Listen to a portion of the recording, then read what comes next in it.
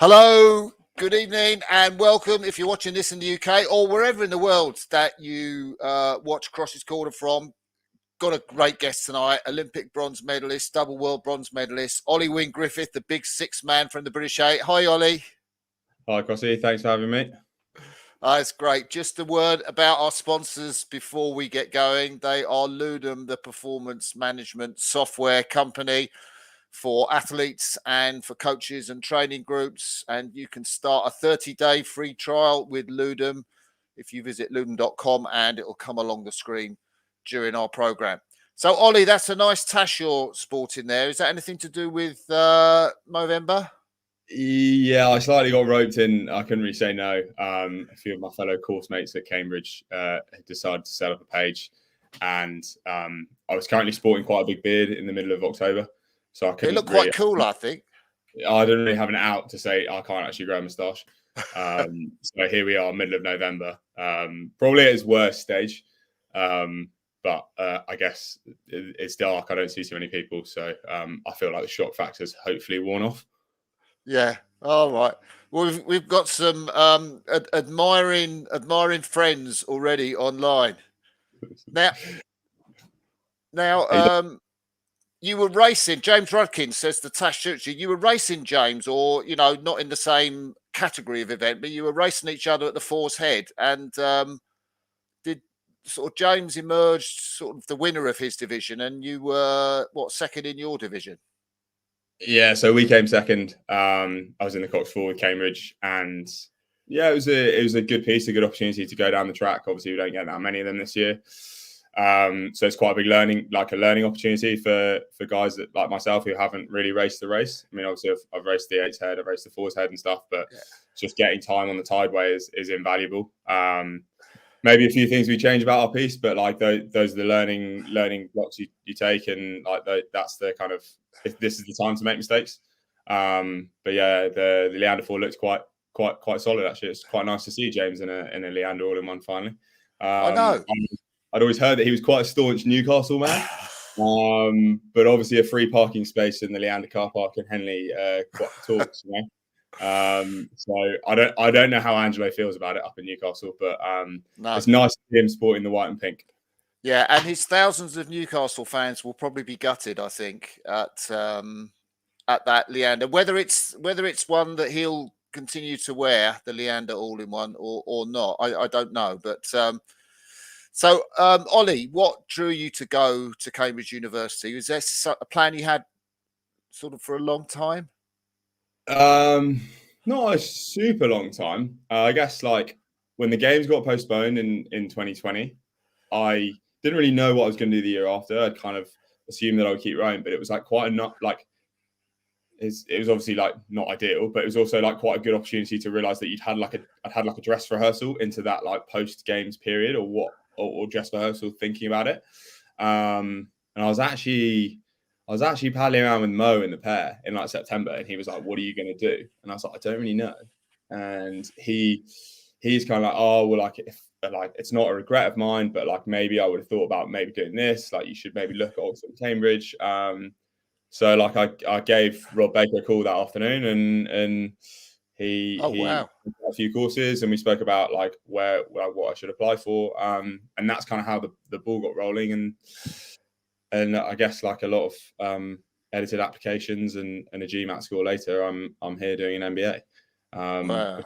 Exciting. But yeah, it's for me, it's really an opportunity to keep training, keep rowing at high level, and keep, I guess, like keep pushing forward, but also with an eye on maybe my life after rowing, and also giving me just an opportunity to experience a bit of a different environment, a bit more of a varied environment personally, just with like a lot of people who are kind of studying different things or like have different interests or like priorities or directions they want to go in their life. So I mean, for me, it's just like nice to have that variation for this year. So yeah, it's a bit of a risk, but at the same time, I genuinely believe like having that like mental stimulus will make me a better athlete going forward. So you're not getting Caversham withdrawal symptoms? Are you getting texts or WhatsApp from the guys at Caversham saying, "Where are you?" I do miss the flat water that is perennially there on a daily basis. No, I definitely do miss the guys. I miss the like inordinate amount of time you spend between session 1 and session 2 sitting around having breakfast and just kind of like shooting the breeze. It's always quite nice. Like definitely here, I feel very, very busy. Like you're kind of up. I'm on the yoga at 7 a.m. Like I'm cycling back to class for 9 a.m. and then you're kind of in class for 3 hours. Then it's lunch, and then you're going back for a second session, and then there's like kind of like a load of work to do as well. And so I feel like I'm constantly doing stuff and constantly kind of running around and waking up every morning going, "Oh, what have I forgotten to do today?" But oh God. That's like a nice feeling as well. Like I feel like I needed to be busy. I think certainly with the extra year, life had been very, very singularly focused on rowing, especially with the lack of kind of things to do outside of it because of the pandemic. So it's quite nice to suddenly have a bit of distractions from things and a few more plates kind of spinning in the air. Yeah. You've got Rob Baker coaching you. Sort of on the surface, I would have thought he'd quite a similar coach to Steve Trackmore in terms of philosophy. Is that the case, or have you noticed any differences? Yeah, I guess so. Like I feel like every coach is different, and I don't want to like put anyone in the same box. Obviously, they've had pretty similar kind of coaching educations through Cambridge, like Rob's Cambridge through and through. Steve spent a lot of time here as well. But for me, like it's really nice to have a new voice. I always feel like when you change your coach, that initial kind of like new stimulus and that new voice in your head, or like you hear a different way to describe a technical change, it makes you think. And also like it's quite interesting being here because obviously the age range is huge and the experience range is huge. So suddenly I'm learning how to kind of myself put things into phrases that I want in a boat or want a boat to feel like, and maybe like a really kind of like interesting leadership challenge to have for myself, and suddenly be one of the older guys in the group is quite an interesting experience. Like you walk in and maybe it was like last week, I think Song 2 by Blur came on in the gym. And I was like, oh, this song's on FIFA 98. Just like came straight out of that. And I looked around and I went, no one? Okay, fine. That's fine. But there are a few old heads here. So we've got myself, we've got Tom George, who I can't seem to get rid of. We've worked together and obviously been in the 8 glued to each other, which is quite nice to have him here. And then Simon Schurch. The Swiss guy from the 4. Simon Schurch, is he? Yes. It's supposed to be pronounced, but we're all struggling with that one. So he's here from the Rio Swiss 4. Oh, not his brother. His brother was in the 4, so it's actually Simon who is the gold medalist. Simon, yeah, so older. And then Jamie Hunter from the New Zealand Lightweight 4 in Rio, and also raced the heavyweight pair in 2017. So there's a bit of experience around, which is quite nice. I don't totally feel like I'm a generation away from all the undergrads. So are you able to say technically what you might be working on that could be a different focus to what you're working on in the Cavisher Mate? I guess like it's pretty similar. Like obviously rowing is rowing. It's like length, power and rate will move a boat. Yeah. But it's the way things are phrased. So I think something that Rob's spoken about very early season is getting the back end set up and like making sure like that's all organised and we're set by quarter slide over the inside knee. It's something that he's been talking about a lot because I mean Steve's done a lot of that as well. Like I think the philosophy is very much get that set early season and then the front end will come later when we get closer to racing. But it's not necessarily like we're not trying to reinvent the wheel here. It's mostly just kind of, for me, it's like hearing similar themes through a different lens, which is, I guess, quite helpful. In ways that I'm trying to think about it, but it's definitely like to a certain extent, put the blade in the front and get some work on it and let the boat and you'll be on a pretty good way. So what about the training program itself in terms of the sessions? I mean, how different are the sessions that you're doing here to the ones that you'd be doing at Cavisher? There's a bit of variation. I think there's a bit more rate in the program. Oh, really? That must be fun. Which is quite interesting. It's a bit of a shock to the system for me early doors. I think the biggest shock for me has been the timing of sessions. So obviously, because you kind of have to work around the academic day, like the morning session every morning, unless we're going rowing, which is a couple of times a week, but it's like 7 a.m. starting the ergo, and you're either doing kind of an hour of steady state or whatever, or you're doing pieces. And like the first Tuesday, I turned up and it was like, right, we're doing a half 30-minute rate 20, which is obviously a standard like British rowing session. Yeah. But starting at like 7:15 in the morning. I was thinking, like, there's no way you're getting me doing that in front of all these guys who like younger guys who are like, oh, like I've heard like he's pretty useful on the ergo, like he should put a pretty good score here. And then like before you know it, it's like 7:30. I've barely woken up, but I'm chewing rocks like halfway through a half. So like that's definitely been an adjustment, and like just figuring out like my body's definitely got better at just training early morning. Oh, right, yeah. Alex Partridge always used to say that if you wanted to do an ergo test, you had to do it later in the day, or any good score. Like the morning was just no good for that. Have you noticed that, or? It's definitely like slightly harder to get going, but I haven't actually noticed like once I've got used to it, the drop off in split is much less than I thought it would be. Yeah. Like I definitely know, myself included, if you tried to spring that on a load of guys at Caversham, like a 7:15 half hour, there'd be a revolt in the crew room. It would be like pitchforks would be out. But these guys here, it's like really refreshing because you get down there and they're like, yeah, we love it. Like, here we go. And you're kind of like, really, this is going to be terrible. But yeah, it's been really fun to muck in. And like, yeah, so I think maybe in terms of the training difference, there's a little bit of rate. I've maybe done a bit more in the RP3 this year, just steady state. How'd you find that? For the first couple of weeks, I was quite annoyed about it because I find the C2 is just so reliable and so kind of like reassuring. It's like you know what you're getting. Every single stroke is the same. And the RP's maybe a bit harder to set up. Just like making sure the like there's some screw at the end that you're supposed to turn and it's supposed to be the right level and stuff. And like quite sore on the hamstrings to start with, but like quite quickly the body adjusts. You get used to it, and hopefully I get some benefit out of it. It's a fun year for me because it's like I get to experiment with like different parts of training that maybe at Caversham you wouldn't be able to do. Yeah. So I guess we'll see. Like I might have a completely different answer come August next year. But like that's part of the fun of it, really. Yeah. Are you a 2K or a 5K man?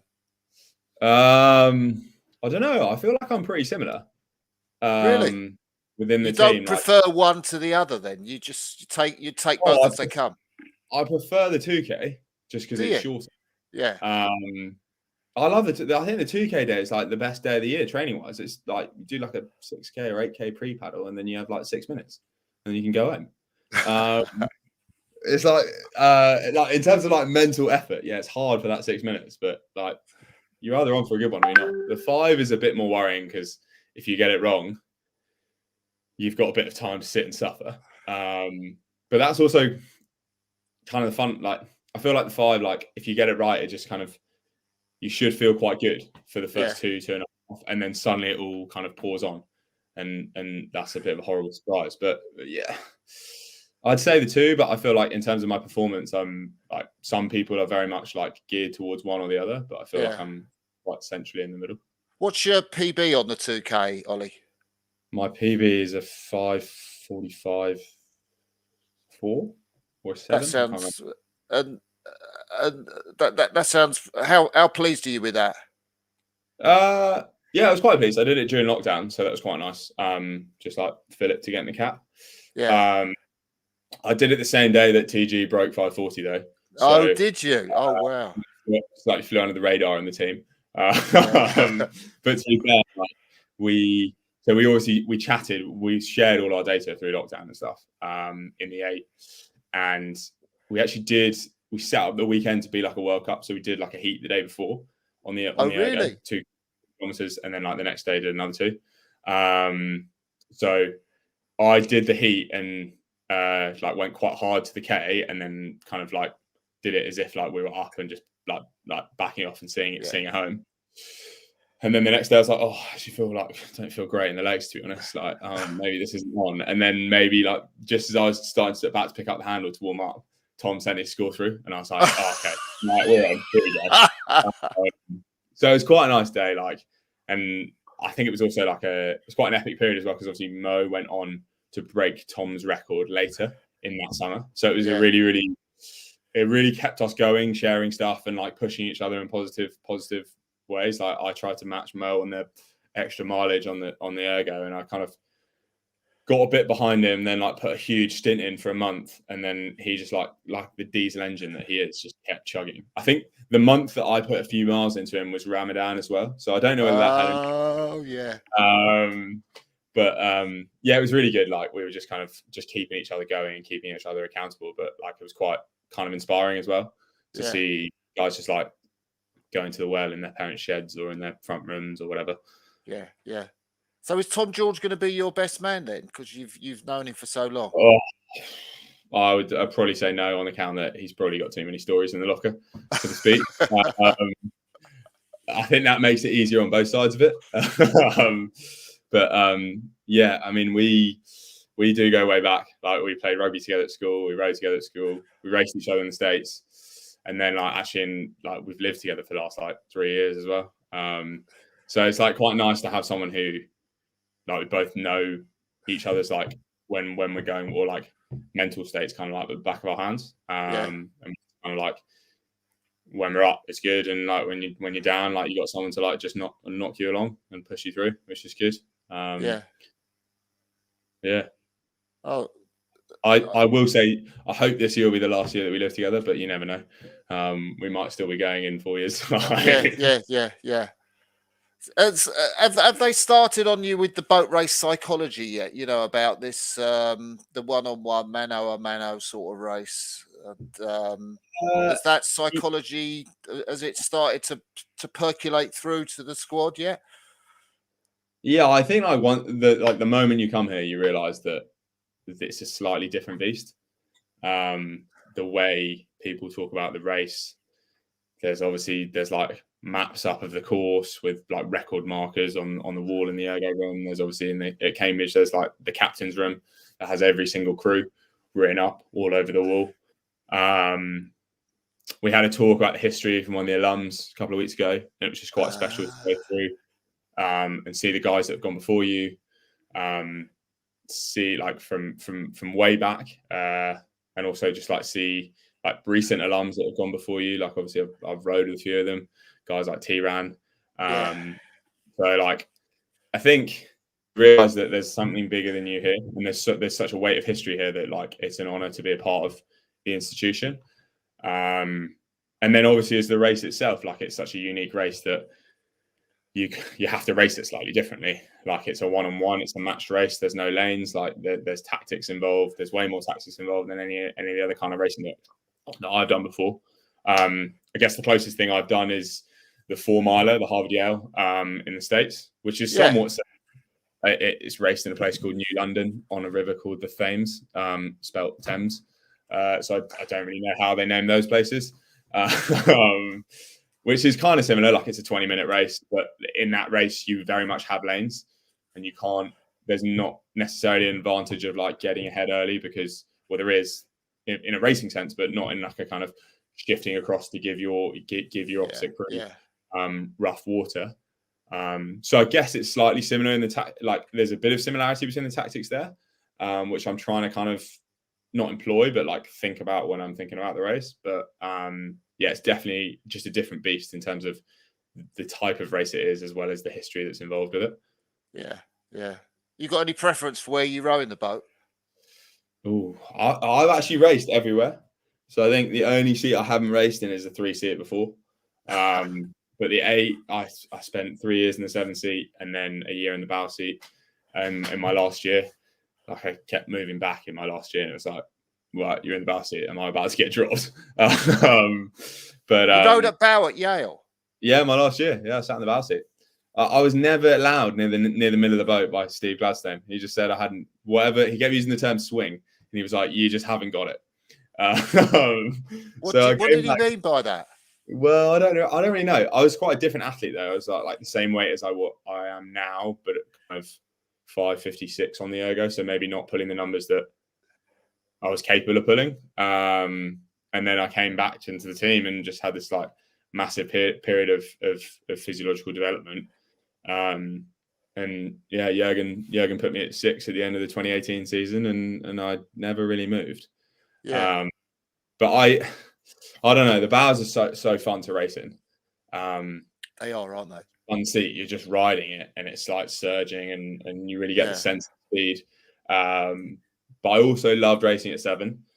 It was like I feel like you have such an influence on the crew in that seat, whilst also it being quite an understated, just kind of link man role. But you can definitely like have such a massive positive influence on the rhythm from that seat that like secretly that was kind of where my heart is. Oh, I love that. I love that. Maybe stroke seat before, but yeah, you never know. I'll take what I'm doing. Someone asked MS get questions as we go through sometimes. Ollie, are you doing a PhD at Cambridge? I don't think you are you? No, I'm doing MBA. So it's a 1-year program. Sadly, I wouldn't book in for the 4-year PhD. I'm not smart enough for that. Oh, I don't know about that. Well, you can ask my teachers or my professors. I don't really know the term. Beaks, dons. I'm not sure. Fellows. That's the term. Yes. Yeah, those old fellows. In this rowing in the 6th seat like you have, I mean, it's pretty big kudos to be the 6th man in an 8. I'm just wondering what sort of pressure comes with that seat, if any. Yeah, a little bit, but you're also just kind of in there to be consistent and row long and kind of do what you do. You also know that in any great 8, there's a great 7 man, and there's a great 5 man, and there's a great stroke man. Like there's top guys in every seat, which make your job of like being the kind of pillar rhythm guy, like, or whatever it is, like consistent man in the middle, like quite easy to do. I definitely think like we didn't really switch it around that much in the 8 last year, but I definitely think we could have. I mean, you look at the job that the guys did when I was ill in Lucerne, and like Tom moved to 6 and Morgan came in at 3, and then we got the job done against the Germans, and Tom looked fantastic in that seat. That was an epic race, actually. Yeah, I was currently like quarantined in a room because obviously I had COVID, like jumping up and down at the laptop. But yeah, I think like look, it's just a number. It is a seat, but at the same time, if you're in a good crew, like people should kind of be able to sit anywhere. I think should be able to go. Yeah. Someone's asked an interesting question, which I don't think would. In terms of how much time we got, Cam Keelty. So you've been coached by Jurgen Grobler, you've been coached by Steve Trapmore, and you've been coached by Steve Gladstone, and of course we mentioned Rob Baker now. I mean, I know you said rowing's the same and all of that, but those 3 plus 4 with Rob Baker, I guess, are all quite different personalities. Who coached you at school as well? John Gearing. Oh, John. So he's still around, isn't he, John Gearing? Yeah, John's still kicking around. John's a wizard. Talking in a row. Yeah, I guess like look, my kind of rowing education, I've been so lucky. Steve, John, Steve Trapmore, Jurgen, like Rob Baker, you couldn't wish for like a better roster of coaches to kind of develop me. Steve was definitely a special character. The guy is just a leader of men. Like he creates a positive culture wherever he goes. He doesn't accept when it's not there. He's very direct. He's very straight up. And it's really enjoyable to be around because you know that you have to turn up every single day. And what he wants to see is like you earn your seat and you prove your worth to the guys around you. Whether it's kind of a steady state workout, whether it's a load of pieces, whether it's 1-minute pieces, whether it's seat racing, Steve just kind of wants 100%, not in terms of like speed the whole time, but in terms of delivery. Yeah. And he was just super inspiring. Like he was just like so many stories, and you just knew what he said.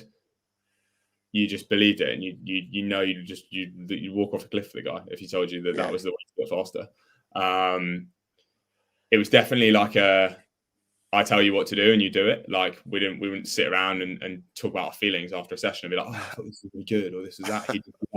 He'd see guys talking after a row and he'd be like, go to the changing room now, stop talking.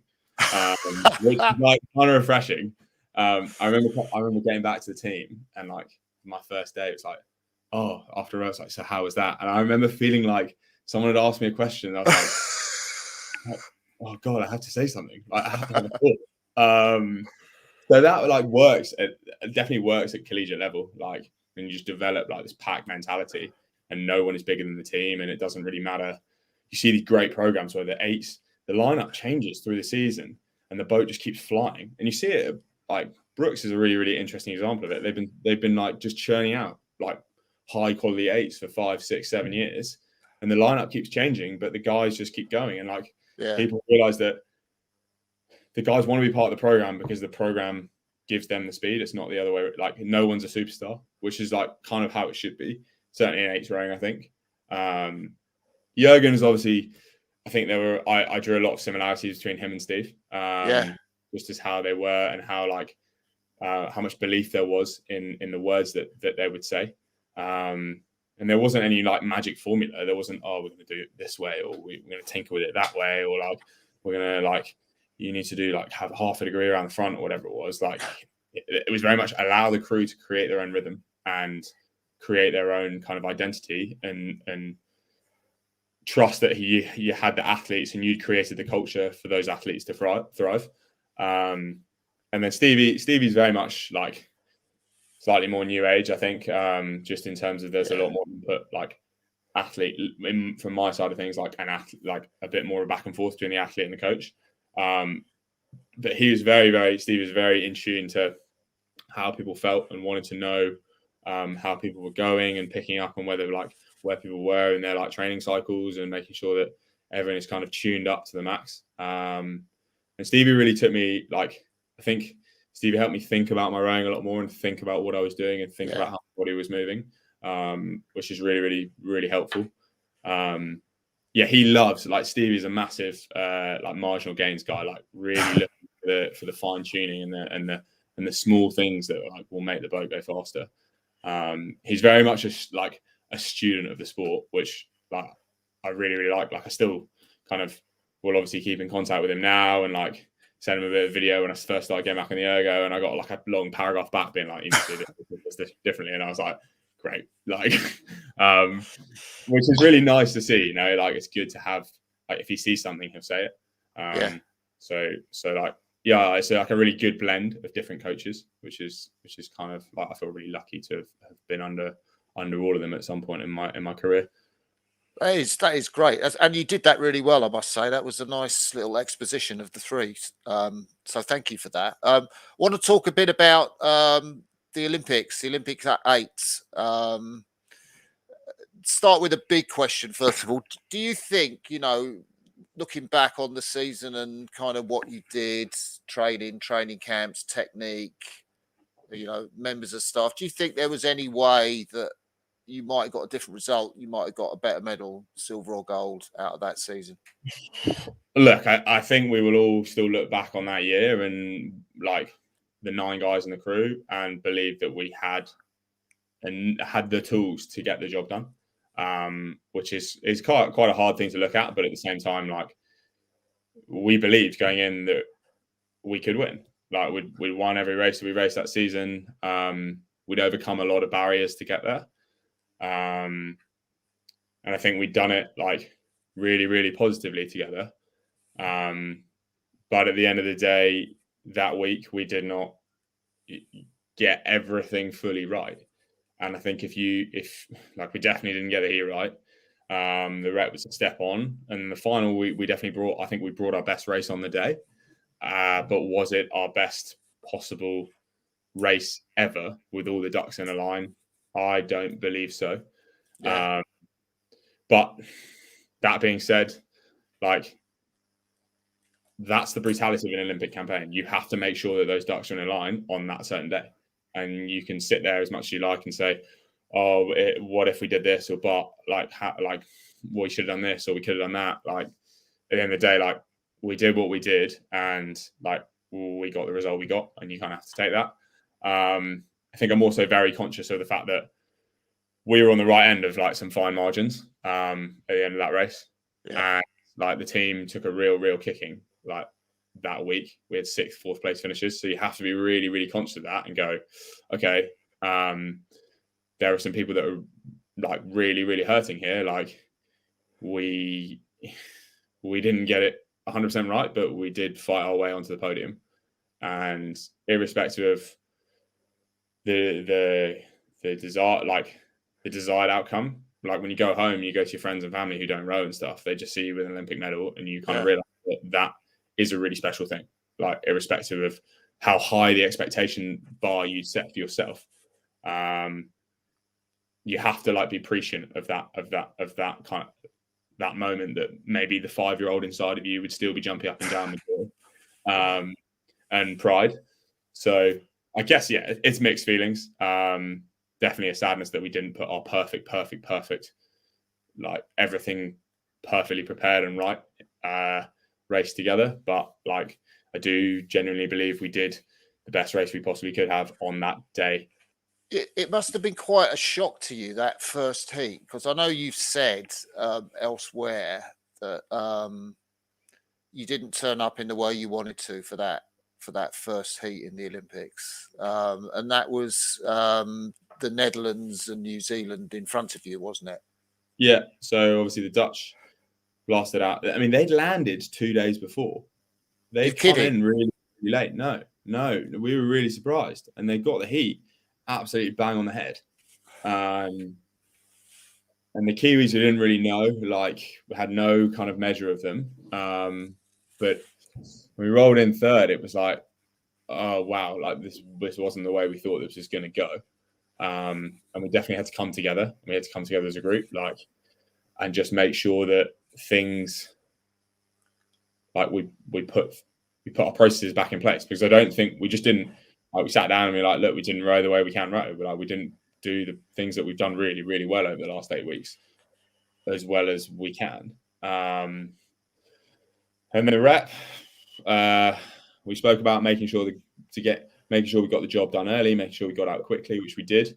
Got out very quickly. It was very, very windy conditions that day. And I remember standing my handle down before the start of the race, thinking, like, it's the kind of conditions that if you drop a blade, your Olympic dream is over. And suddenly, if you get the heat wrong, you're in that of death.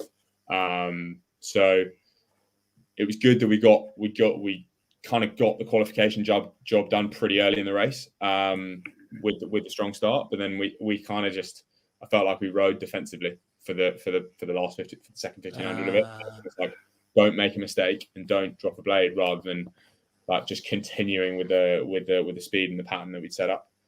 And then getting to finals day, like the final is a final, all bets are off.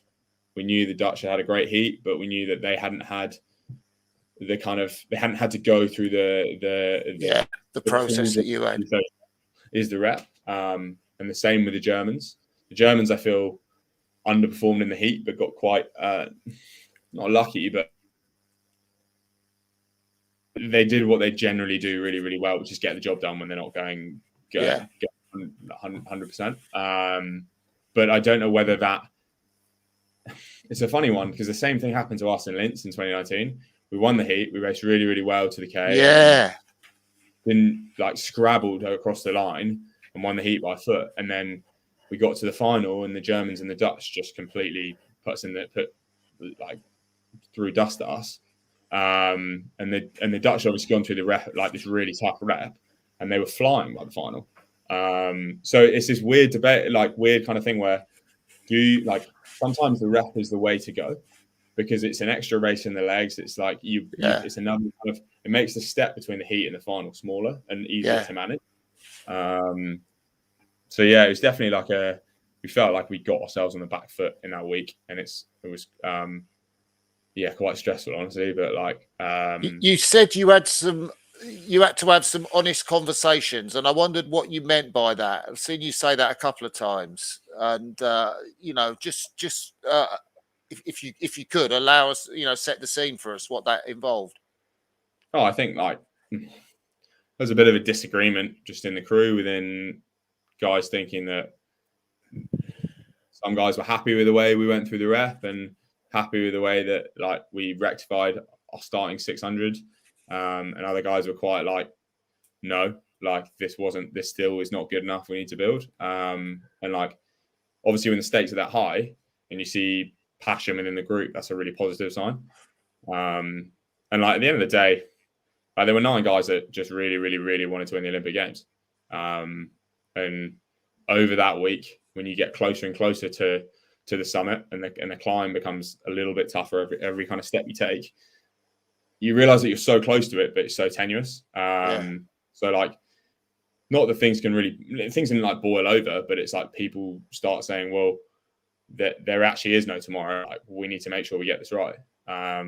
So I think it was like good that happened. It just showed that like there was we weren't going to accept anything that wasn't our best stuff. So. Yeah. When you look at your bronze medal, do you love it now? I mean, what sort of emotions do you have when you look at it? Because I'm asking that because I won bronze medal first of all in the Olympics, and I just loved it. That was my favourite medal. It was just meant for me.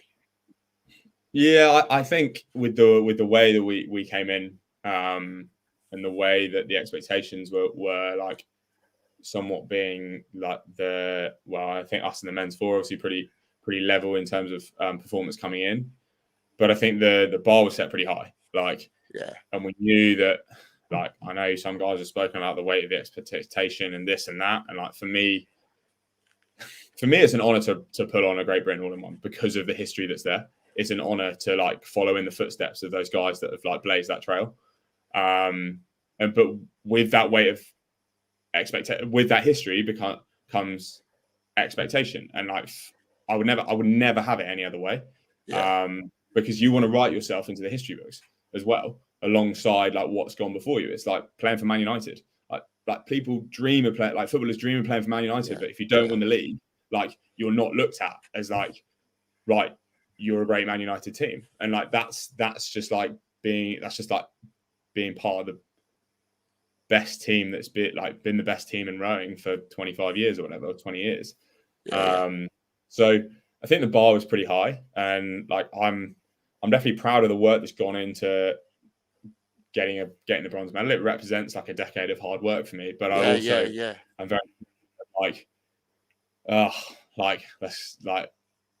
let's saddle up for Paris. Like, it's another opportunity. Like, let's make sure you make the absolute most of this one. So there's a lot of learning there too. I'm not kind of like hiding it away in a drawer and never going to look at it again. But I'm not like, right, that's me, I can retire and I'm really happy with what I've done. I'm happy with my lot. Like, I'm still kind of searching for more. Yeah. 2 things which I thought I'd ask you about, which you don't have to talk about if you don't feel is appropriate. I think the guys in the 4 mentioned the pressure from the sort of pundits back at home. It wasn't like that in my day type of thing. Were you aware of any of that pressure, and what did you think of it? Look, I mean, whatever the guys said, they said it in the heat of the moment, and whether that's like how they actually feel, only they will know. I think like it's pretty hard when you train in the dark for 4 years and then you get thrust into this spotlight for 2 weeks, and then a microphone gets thrown in front of you and you say some stuff. Nothing can ever really prepare you for that, especially when you've probably had like the way that they raced so courageously, and they obviously went for it in that third 500 and threw, like, slightly rolled the dice, had a gamble, threw the kitchen sink at it, and it didn't happen. But like, you've got to like picture that disappointment and then realize that the composure that you have to make sure you make the right remarks. I definitely like, it's not pressure, but it's like the history that's there. And like, as I said, it's an honor. And like, it's a privilege to be part of that legacy, or like even just have the opportunity to write yourself into that legacy. and I still want to do that. And like, I mean, the whole punditry thing, like these guys get like paid to say things that are like to sell newspapers or to say things that are like slightly going to like be headline grabbing, right? Like James Cracknell's here coaching us three days a week, and is he?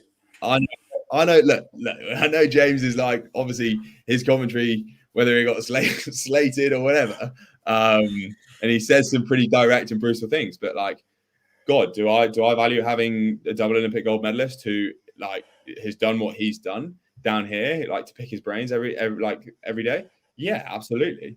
Like, is he in my ear reminding me of like how I didn't win an Olympic gold medal this summer? No, like a personal relationship with someone is so different to what you get off.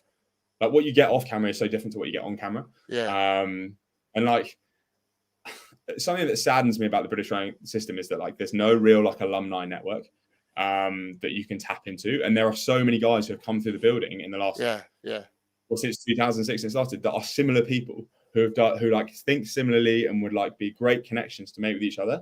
And I guess like one thing that I just want to say is that like I really hope that what happened or what was said in the aftermath doesn't like taint the way we're seen by previous teams, and like it's seen as like we all still like it was still like a load of people going to Tokyo desperately wanting to win Olympic medals and win Olympic gold medals, and like the result wasn't quite what everyone wanted in certain classes and stuff, but boat classes and stuff. But like, you're still very like, no one like I firmly don't believe that like anyone was sitting there going, oh, I really hope this 8 doesn't win, you know, or I really hope men's 4 doesn't win. These are the guys that like don't carry on the gold streak.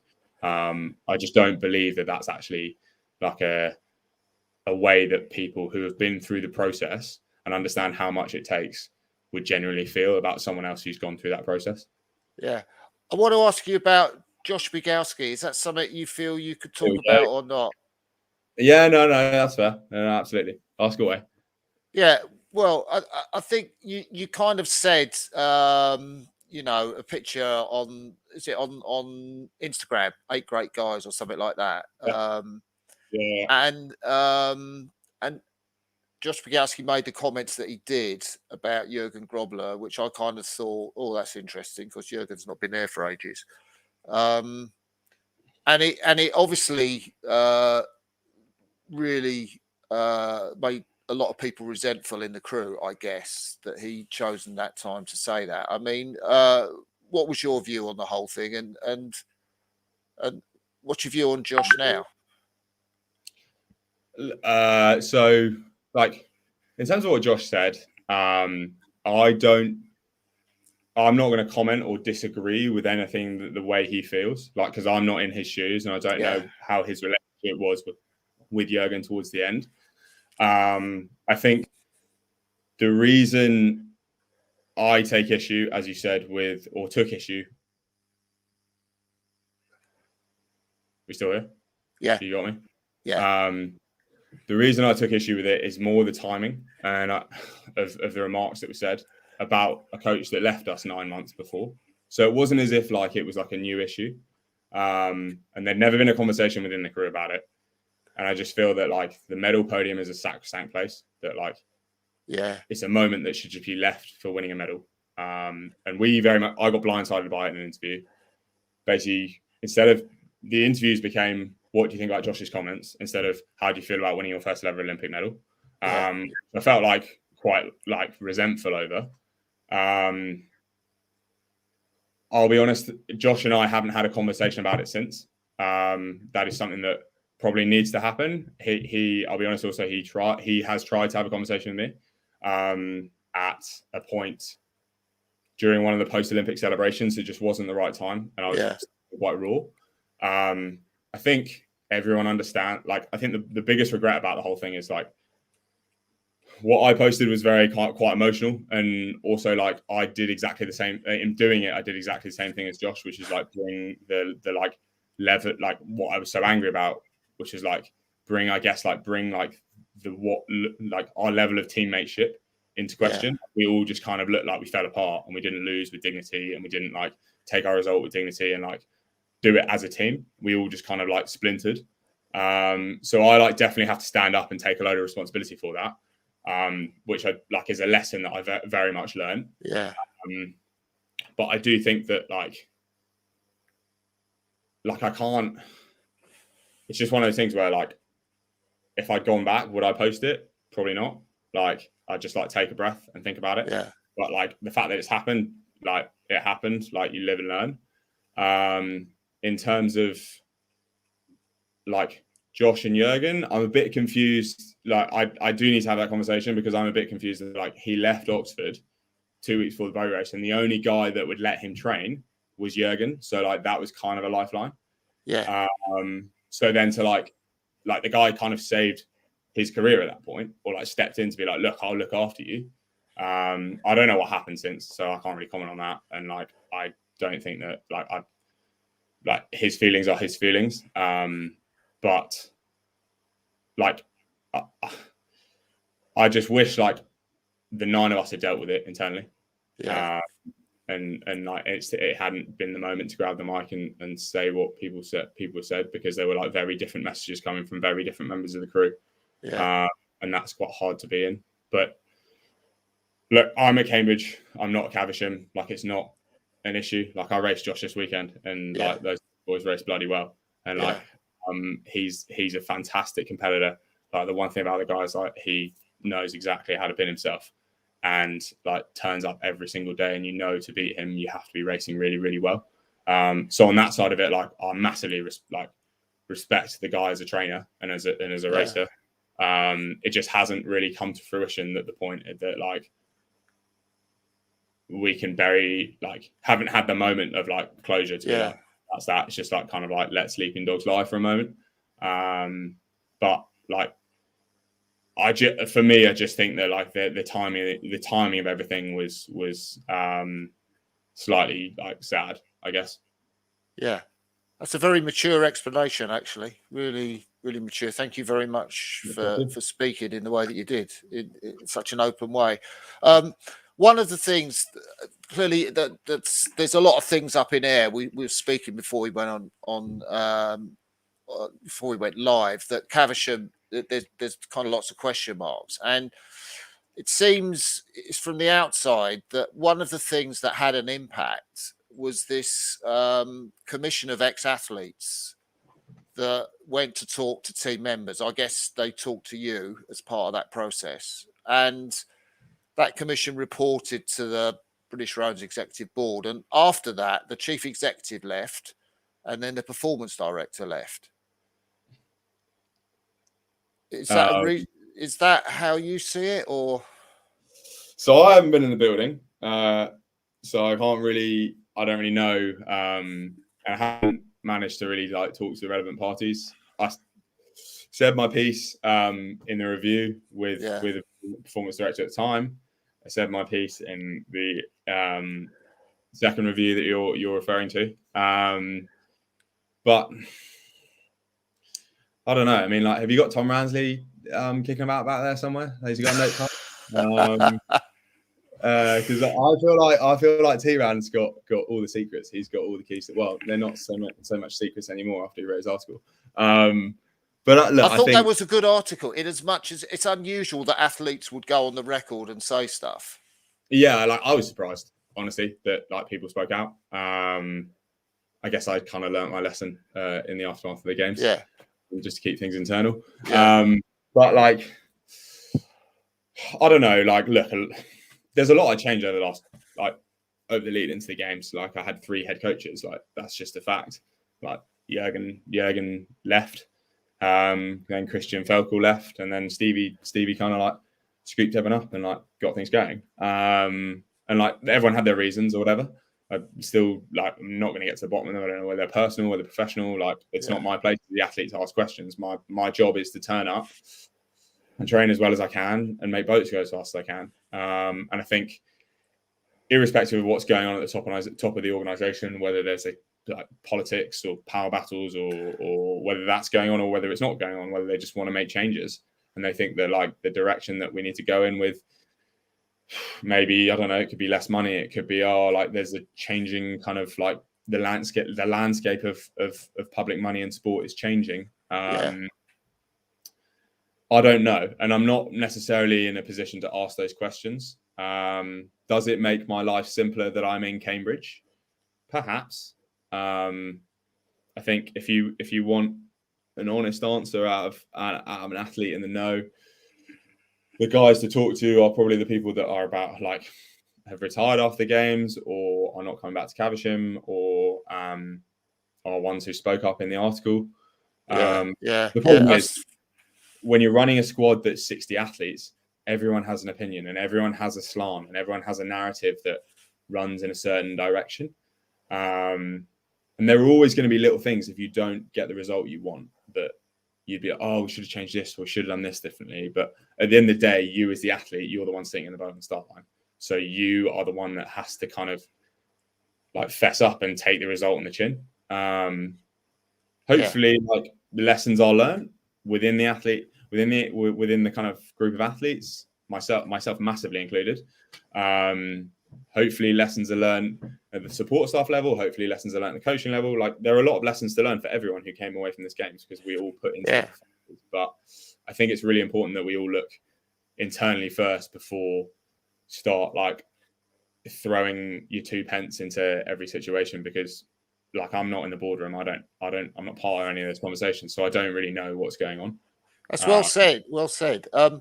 One of the things that was mentioned was, this move that Brendan Purcell was moving towards an athlete-centered focus. One of the words, I think it was my word as opposed to anyone else, but a more cuddly environment than had been Jurgen's environment. Was that how it was moving? Was that how it was or not? Well, we weren't like lying down and snuggling with each other. Actually, maybe a couple of people were. I'm not sure. I didn't have my ear that close to ground to the social side of Caversham. But look, I guess like things move on and we see trends changing and the generations that are coming through now are a different breed of athletes to what they were 10 years ago, 15 years ago.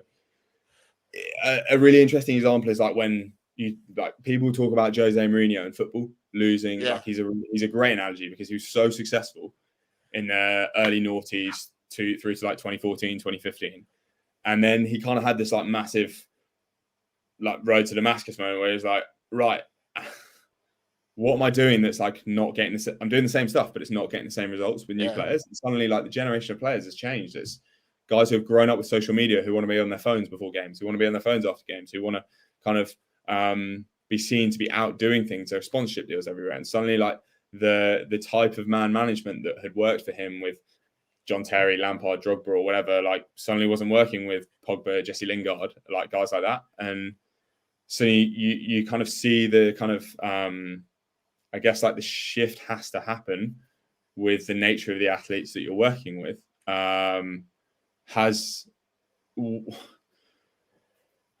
Was that shift maybe quite a big step from the way Jurgen had run the program? Potentially, yeah. Like, but I don't know if in 3 years' time we're going to look back on this period and go, wow, that was a really hard period of change, but did we have to go through that to get the results that we've got?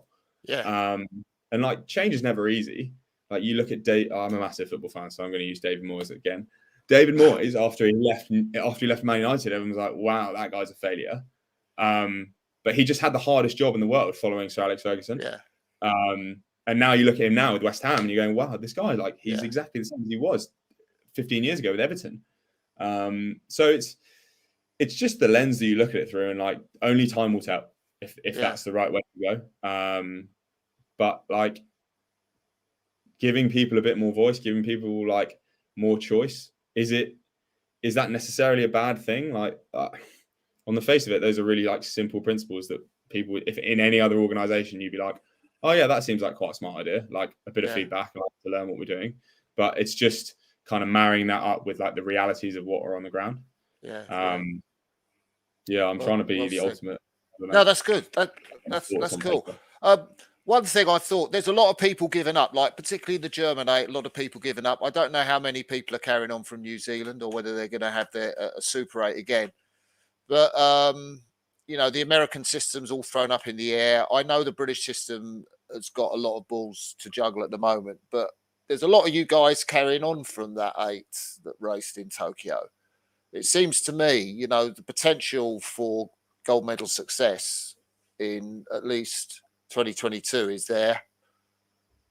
Given that, big time. I think we've also got a really, really talented group of younger guys coming through, and I think that can only, as long as we manage it well and we create the right kind of vibe and culture, and everyone is driving towards the best performance possible in 2022 and onwards, like, it can only be a positive thing. There's a really, really kind of exciting mix of older guys who have learned a lot and maybe haven't done what they wanted to do or dreamed of doing, and younger guys who are really, really hungry and really, really talented.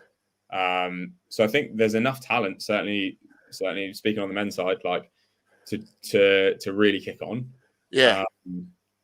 And also a lot of, like, there's a nice amount of, like, guys with chips on their shoulders being like, right, we're not going to get this wrong next time, or like, I'm not going to make the small mistakes that I made over or I'm not going to have to go through the learning process that I had to go through over the previous 2, 3, 4 years. So hopefully, like, I think we're in a, like, actually in terms of what could rise out of the ashes could be really, really exciting. And I'd love to be a part of it.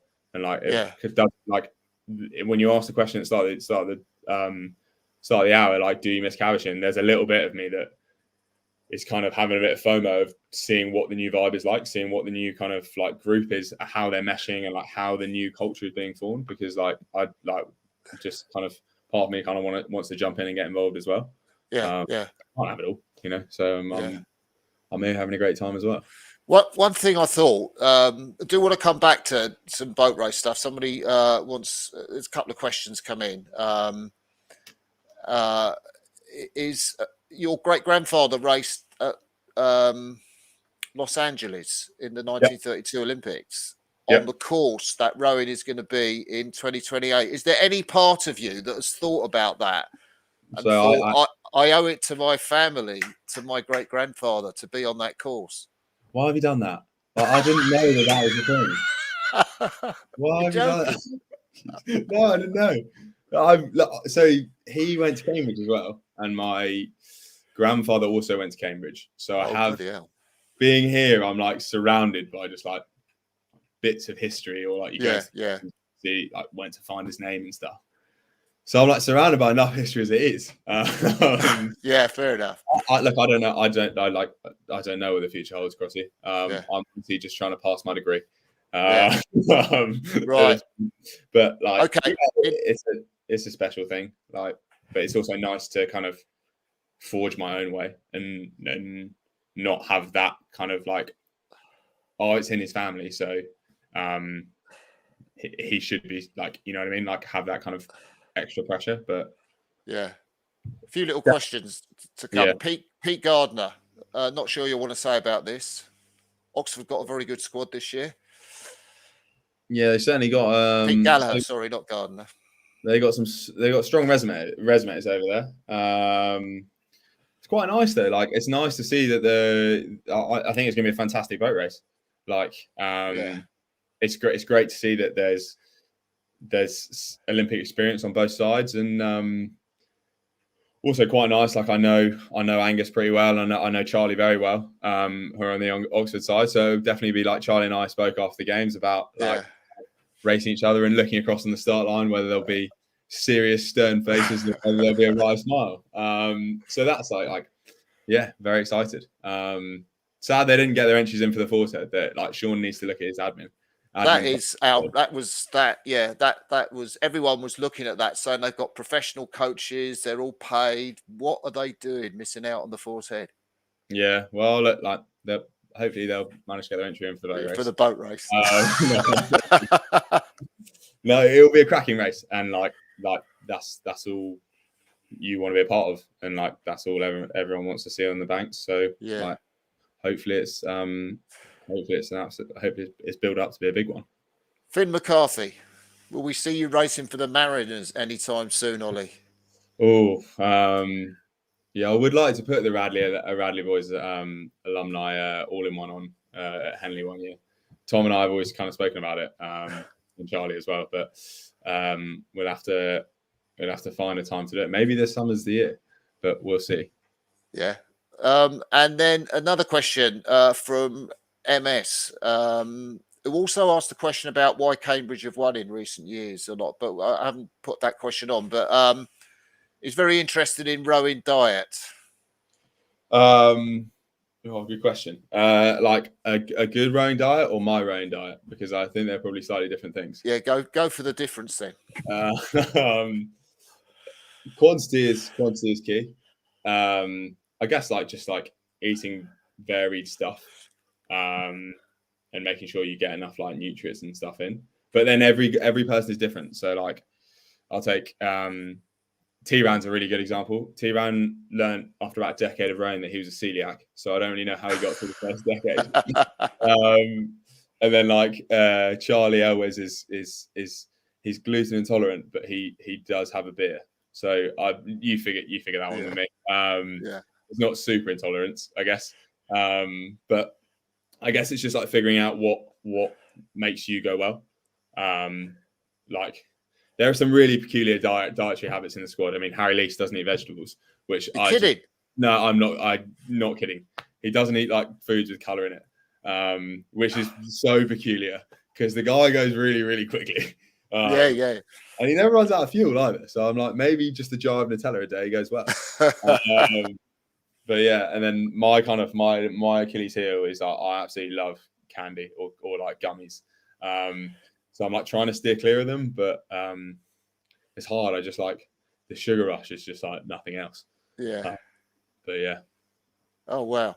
I was going to ask you about rugby because, which I didn't realise. I should have guessed with the name that you know the Welsh thing, and I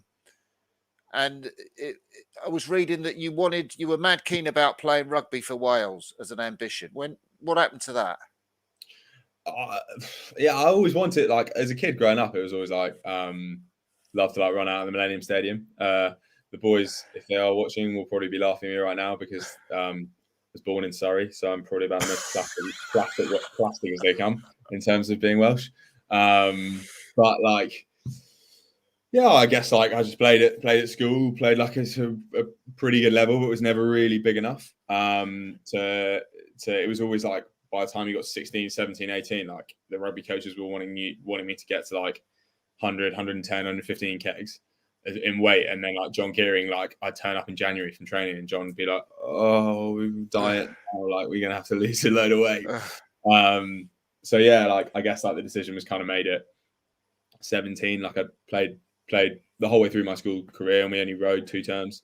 So I trained from January till July for Henley. And then after I left, it was right, I had options to go to the US for rowing, and kind of made sense at the time, and don't regret it at all. But as a kid, rugby was definitely the first love. One of the things that I also wanted to ask you, I know we've spoken about it before, but it's quite a good story. Is you were sort of super sub in the men's 4 in 2017. Oh. Do you want to just tell us that story? Yeah, I kind of owe my career to Will Satch's Dickie Hart, really. No, so I ended up being spare for the 2017 Worlds. I came back, did this pairs matrix, and hadn't really seen a pair for 4 years, let alone raced one. So it's a bit of a shock to the system, didn't go that as well as I'd hoped. So it's the spare, and then that week it's just kind of you kind of mirror all the crews, you shadow them, you do the same training as them, and then that morning, I think it was semi-finals day, it was Thursday. Jurgen never really looked at me. He maybe sent me one text message when I broke 9k on the 1.5 hours while they were all up in Silvretta, and I was at Caversham just training. And anyway, so we get to it's Thursday, and he looks, he's kind of beckons me over, and I was it's 9 a.m. in the morning. I was do you need help getting the boat down? What do you want to do? Do you want to get over tightening stuff? I don't know. Just trying to be helpful. And he was okay, no, you're gonna race today. And I was what? you're racing today. Will is out. He's ill. And I was like race, like do the semi-final race. And he was like, yeah. And I was like, do you want me in Strakesy? And he's like, yeah, we slot you in. You're okay. Slot you in. Do you have a racing kit? I'm like, yeah, I've got a racing all in one. So I like go back to the athlete rest area, and the guys are all sitting there, and I just start like trying to be really like calm, but the heart rate's just like sorry, and like start sorting through my bag, and Tom was sitting there. He looks at me, he's like, he realizes something's up, and he's like, what's that? And I was like, nothing. And he sees me pull out the all in one. He's like, are you racing? And I was like, yep. He's like, what in? I was like, men's 4, Will's out. And he just looks at me and just goes, epic. This is epic. And I was like, isn't it? So then I go and change, and like Florida, Sarasota sun, go into one of the portaloos, like, you know, those plastic kind Yeah. I was in one of them. Like 50 degrees in there. Yeah. So I'm like sweating bullets, like putting on my all-in-one, get it on, all this. Go see Mo. Like, didn't know Mo that well at the time. Like, he was just like most of the Olympic champion, all this. Like, so I'm like, okay, like, so Mo, what's the race plan? He's like, runs through it. Like, we got maybe 15 minutes before we boating. I'm on the ergo, like, worn up. And then suddenly I look at him and I was like, wait, I'm not steering, am I? But as a he's like, no, I've got to try. You're fine. We put the boat on the water. I can see like coaches and stuff clocking it, and like coaches, like collegiate coaches who are down there being like, that's not Will Satch. Like, yeah. So like went off. You still there?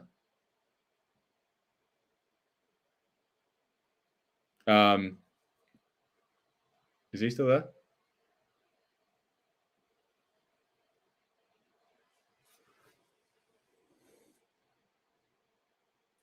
I'm there. Crossy. All right. So yeah, did the warm up. Nearly took the boat over one of the like buoy lines in the warm up lane. So nearly took the fin off. And it was like, I was like, this is the most stressful morning of my life. Like, this is going to go terribly. Like, I'm putting the men's 4 into the B final. Like, this is the end of my career.